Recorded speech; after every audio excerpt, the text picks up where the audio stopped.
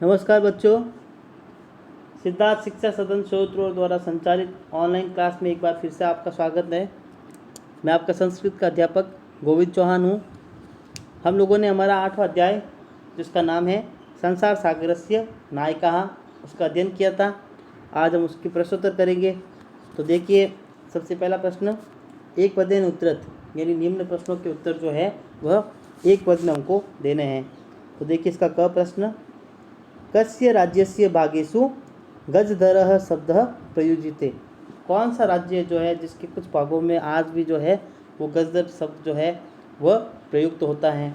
तो हमारा राजस्थान राज्य जो है उसके अंदर गजधर शब्द आज भी प्रयुक्त होता है। तो हम लिखेंगे इसका उत्तर राजस्थान राज्यस्य। फिर देखिए, गज परिमाणम कह धार्यति। गज परिमाण जो है वो कौन धारण करता है? तो उसका उत्तर है गजधर। क्या नाम था उसका? गजधर। फिर देखिए, कार्य समाप्तौ वेतनानि अतिरिच्य गजधरेभ्यः किम प्रदीयते स्म। कार्य समाप्ति पर वेतन के अतिरिक्त गजधर जो है उनको क्या प्रदान किया जाता था? तो वो है सम्मानम, यानी सम्मान। वेतन के अतिरिक्त उनको बहुत सारा सम्मान भी मिलता था। अंतिम प्रश्न देखिए, के शिल्पी रूपेण न समादृता भवन्ति। अब जो है वो शिल्पों के रूप में जो है वो कौन समादृत नहीं होते हैं? तो वो हैं गजधरा, यानी गजधर। फिर देखिए दूसरे प्रश्न देखिए बच्चों, अधोलिखिता नाम प्रश्न नाम उत्तराणी लिखत। निम्न प्रश्नों के उत्तर लिखिए।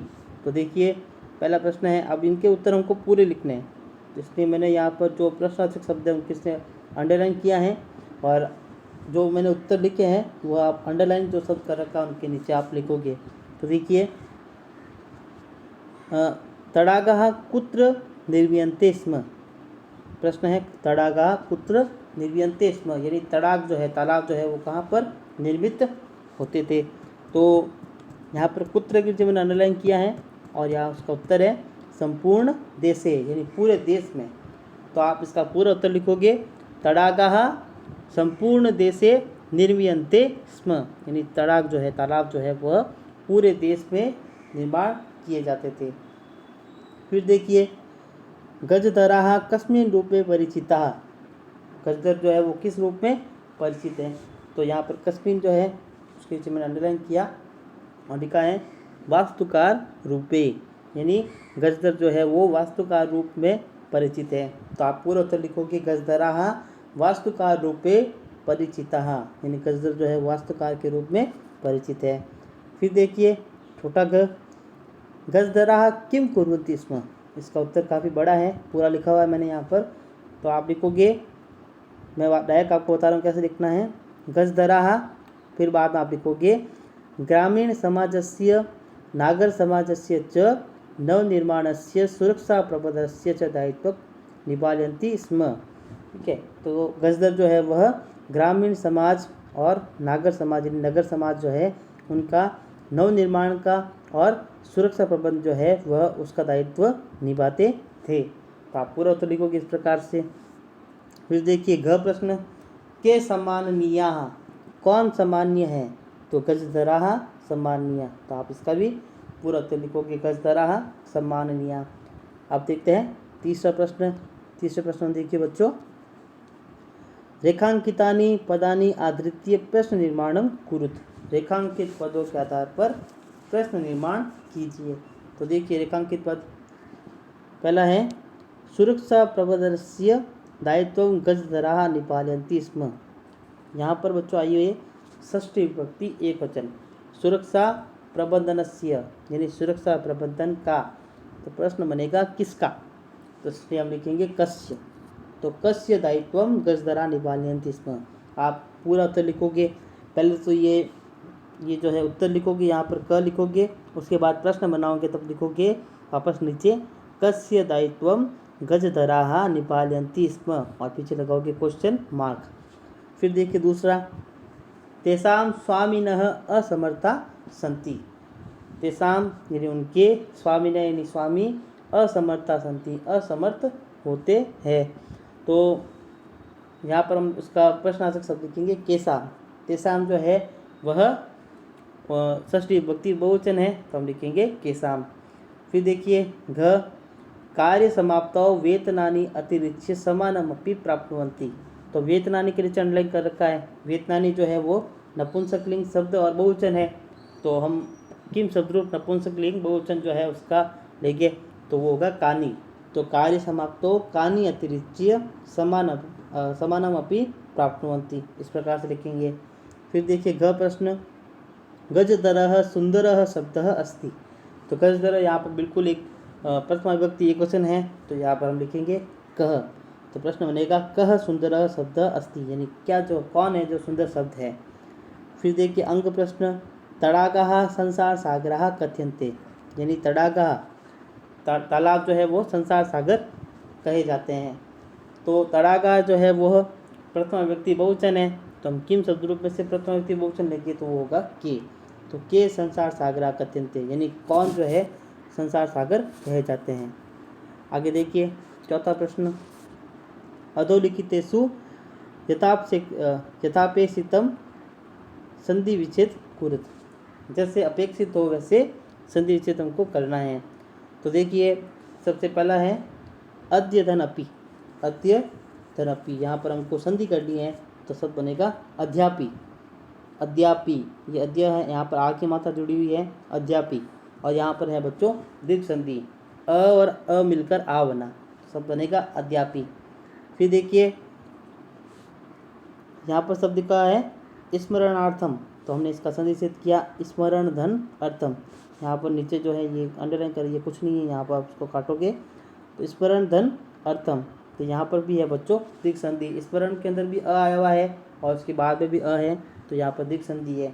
फिर देखिए इति धन अस्मिन, इति धन अस्मिन का हम करेंगे इत्यस्मिन, ई आधा त य और आधा स फिर मिन, तो इत्यस्मिन यहाँ पर है बच्चों यण संधि, यानी इति में ई आया हुआ है, उसके बाद अ यानी असमान स्वर आया हुआ है, तो जो ई है उसका य बन जाएगा, तो इसलिए सब बनेगा इत्यस्मिन, यहाँ पर यण संधि है।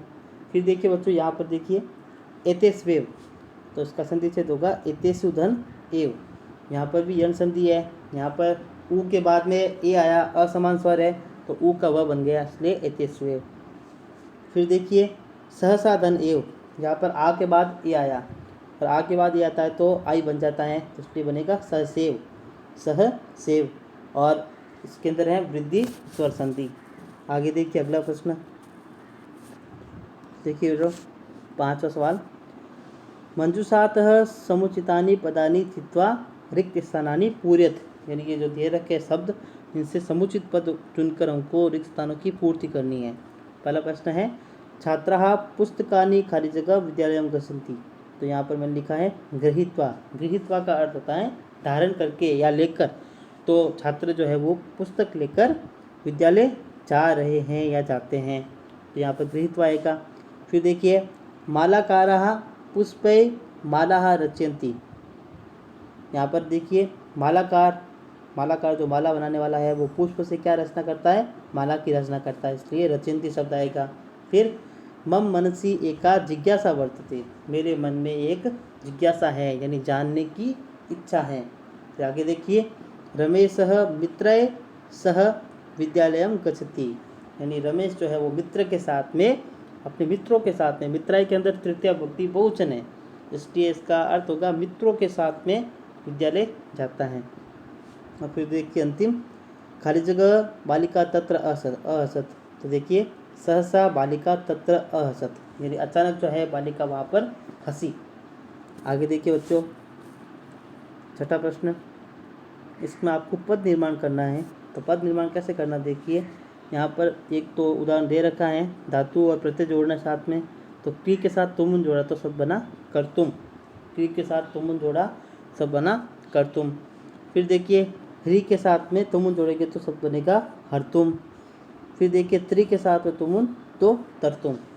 अब इन शब्दों को आप थोड़ा समझिए बच्चों, क्री के अंदर इन सब के अंदर जो है वो री की मात्रा आई हुई, देखिए इस सब के अंदर री की मात्रा हुई है, और जब री की मात्रा आती है और तुमुन प्रत्यय जोड़ना है, तो तुमुन जो प्रत्यय हैं उसमें बच्चों ऊ और न, जो अंत में ऊ और न है उसका लोप हो जाता है, यानी ये जो गायब हो जाते हैं, तो शेष रहा तुम।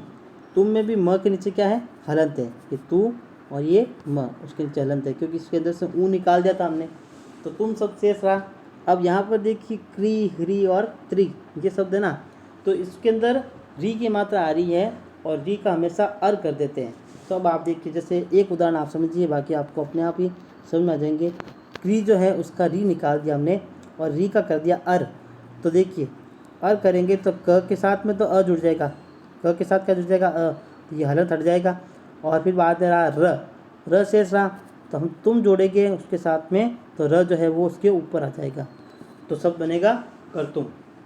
तो इस प्रकार से करतुम। फिर ऐसे ऐसे ह्री जो है उसका भी अर बनेगा तो सब बनेगा हरतुम।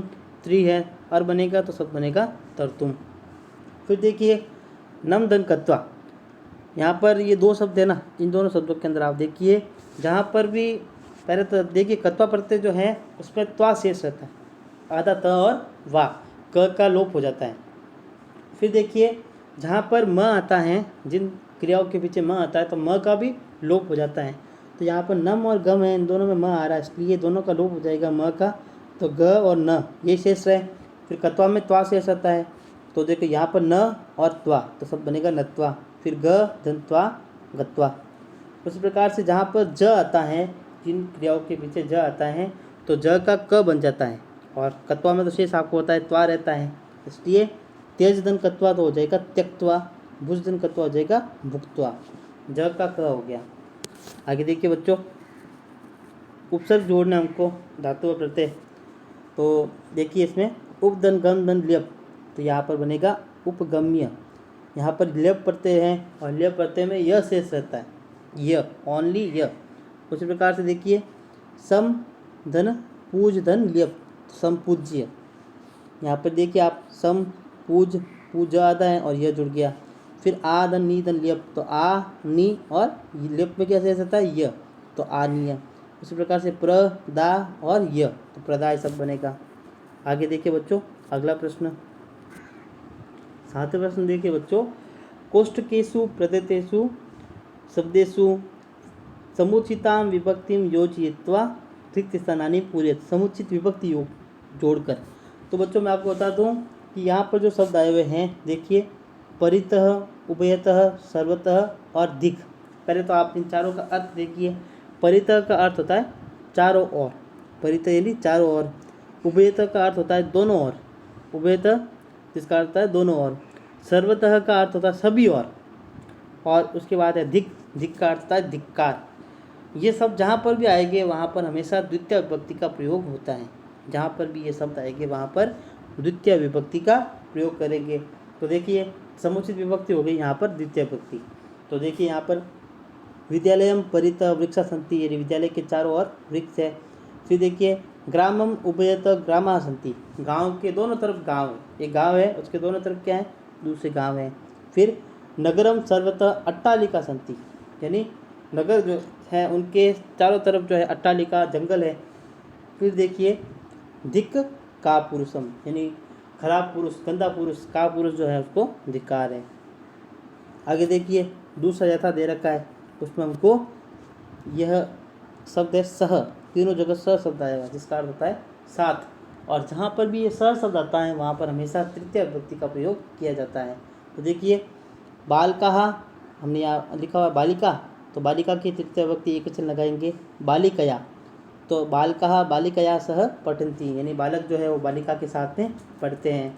फिर पुत्र, पितृ शब्द है, पितृ शब्द की तृतीय विभक्ति होती है पित्रा, तो पुत्र पित्रा सह आपणम गच्छति, यानी किसके साथ में, पिता के साथ में बाजार जाता है।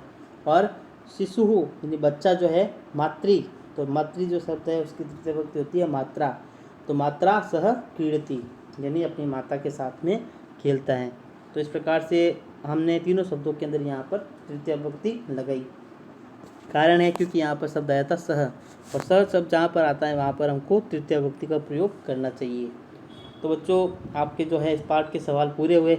आप जो है पाठ्य पुस्तक उत्तर पुस्तिका में करोगे और उसके बाद मुझे होमवर्क के रूप में भेजोगे। धन्यवाद।